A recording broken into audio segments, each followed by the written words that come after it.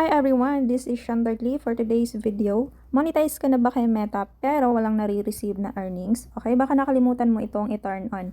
Okay, pumunta ka ng Facebook mo and then pumunta ka ng profile.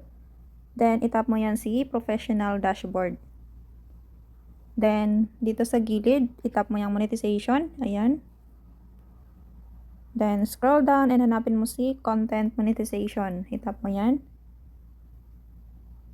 Then, dito sa taas ay ang settings. Itap mo lang yan. Ito. Then, itap mo yung content monetization settings.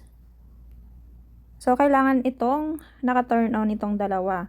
So, basahin mo lang. Ayan, allow ads to be shown on your eligible reels and allow ads to be shown on your eligible videos. Meaning, kapag nag-post ka ng reels, naka-automatic turn on na yung ads niya. Kasi, for monetization lang to guys ha. Yung pag-monetize na yung channel mo o yung account mo.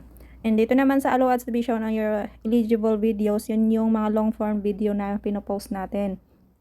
So kapag i-turn on mo yan, automatic din na lalagyan ng ads. So kailangan mo lang siya i-turn on yan dalawa para kada post natin ng mga videos or reels, automatic na malagyan ng ads. So yan lang. Thank you for watching and don't forget to like, share, and subscribe. I feel like I'm losing my mind.